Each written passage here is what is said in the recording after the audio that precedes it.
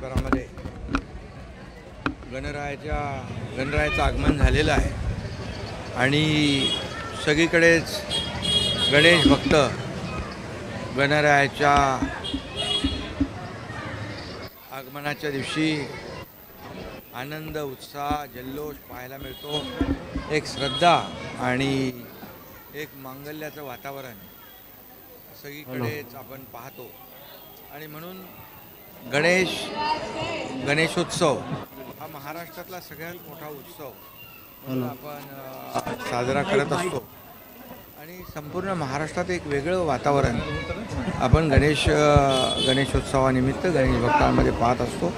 आज गणरायाचं आगमन झालेलं आहे आणि आज इथं देखील हे आमचं जनजागृती मित्रमंडळ 60 वर्ष याच्या स्थापनेला झाली आणि आठवतं आहे मला की या गणपती उत्सवामध्ये आता तर सगळे डेकोरेटर मंडपवाले आले, परंतु त्या काळामध्ये स्वतःच कार्यकर्ते आम्ही मंडप उभारणीपासून अगदी अनंत चतुर्थी, गणेश चतुर्थीपासून अनंत चतुर्थीपर्यंत सर्व कार्यकर्ते अंग मेहनत करून गणपती उत्सव साजरा करताना पाहिलं आहे, अनुभवलं आहे आणि त्याचा एक आनंद आहे. म्हणून आज गणपती बाप्पाचं आगमन झालं आहे. गणरायाला सगळं माहीत आहे, तो विघ्नहर्ता आहे आणि या महाराष्ट्रावरची सगळी विघ्न टळो आणि सगळी संकटं टळो आणि या राज्यातला बळीराजा शेतकरी आपला अन्नदाता सुखी झाला पाहिजे.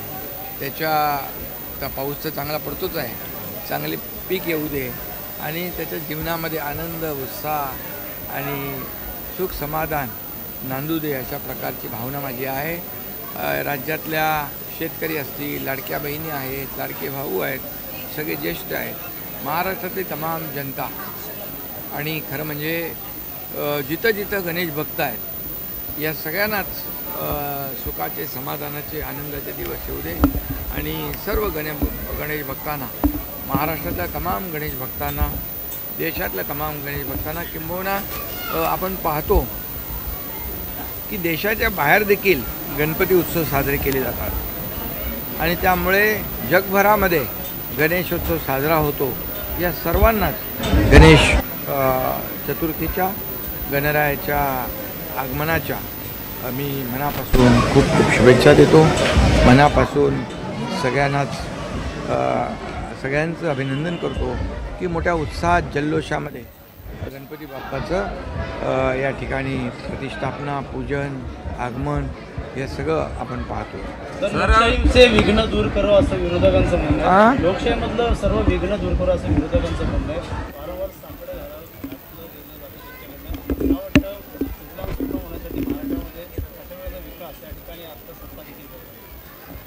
हे विकासाचं राज्य आहे.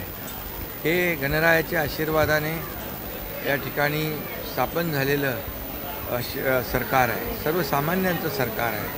मुलीबाळींचं, शेतकऱ्यांचं, माझ्या बहिणींचं, लाडक्या बहिणींचं, लाडक्या भावांचं, सगळ्यांचंच सरकार आहे आणि त्यामुळे सर्वसामान्यांचा या ठिकाणी विकास झाला पाहिजे, या राज्याचा विकास झाला पाहिजे हेच मनामध्ये आपण ठेवून काम करतो आहे.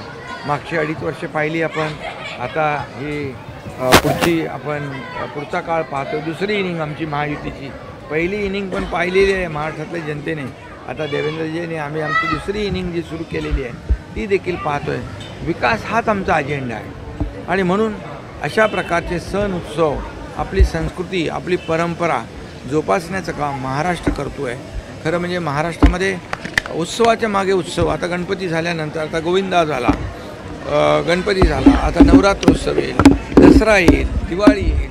सगळं आनंद आणि आपली संस्कृती जी आहे जोपासण्याचं काम या ठिकाणी महाराष्ट्रातले कार्यकर्ते, जनता करत असते. मी त्यांना खूप खूप शुभेच्छा देतो आणि तुम्हाला पत्रकारांना पण खूप खूप शुभेच्छा. गोरगरिबांचा पेहवारी म्हणून उपमुख्यमंत्री एकनाथ शिंदे यांना मानला जातं असं जरांगे म्हणाले. आणि जरांगेंना आता 1 दिवसाची परवानगी दिली आहे मराठा आरक्षणासाठी. मी जेव्हा असेल तेव्हा कुठेतरी आता अटी शर्तींसह परवानगी मिळेल. मुंबईच्या दिशेने निघालेली आहेत. ते म्हणतात की तुम्हाला रोखलं गेलं होतं ज्यावेळी तुम्ही मुख्यमंत्री होतात त्यावेळी तुम्ही आरक्षण देत होतात पण कोणीतरी तुम्हाला रोखलं. नाही, खरं म्हणजे लोकशाहीमध्ये आंदोलन करणं किंवा लोकशाहीमध्ये प्रत्येकाला आपला हक्क मागण्याचा अधिकार आहे. परंतु आपल्या आंदोलनामुळे इतरांची गैरसोय होणार नाही याची काळजी मात्र घेतली पाहिजे. आणि मी जेव्हा मुख्यमंत्री होतो, मी देवेंद्रजी, अजितदादा, आम्ही आमच्या मंत्रिमंडळाने मराठा समाजाला 10% आरक्षण देण्याचा आम्ही निर्णय घेतला. मी जे जाहीरपणे छत्रपती शिवाजी महाराजांच्या पायाला हात लावून शपथ घेतली, 10% आरक्षण दिलं आणि ते आरक्षण आजही कायम आहे. त्यामुळे मला वाटतं या ठिकाणी मराठा समाजासाठी कुणबी प्रमाणपत्र देणं असो, मराठा समाजासाठी ज्या काही योजना लागू करणं असो, या सर्व योजना जस्टिस शिंदे कमिटी असेल, गायकवाड कमिटी असेल, त्याचबरोबर या ठिकाणी जे काही आम्हाला करता आलं ते मागासवर्ग आयोग असेल, याच्या माध्यमातून अनेक गोष्टी देण्याचा प्रयत्न केलेला आहे.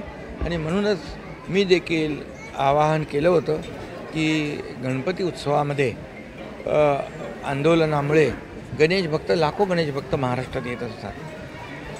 महाराष्ट्रातला गणेश भक्त आहेतच, परंतु देशभरातून, विदेशातून देखील मुंबईमध्ये गणेशोत्सवानिमित्त लाखो लोक येत असतात. त्यांची कुठेही गैरसोय होऊ नये ही आमची भावना होती आणि मला वाटतं ही प्रत्येकाची भावना आहे.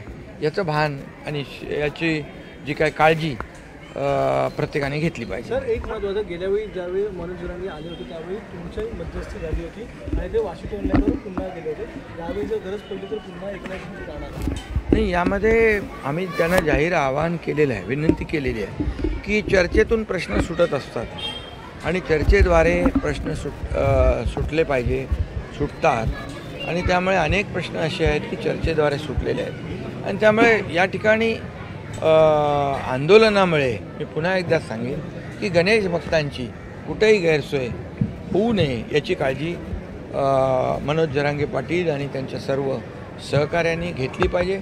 कारण आपण पाहिली या महाराष्ट्रामध्ये मोठी मोठी आंदोलनं झाली, परंतु आपल्या आंदोलनाचा इतर लोकांना त्रास होऊ नये याची काळजी प्रत्येकाने घेतलेली है।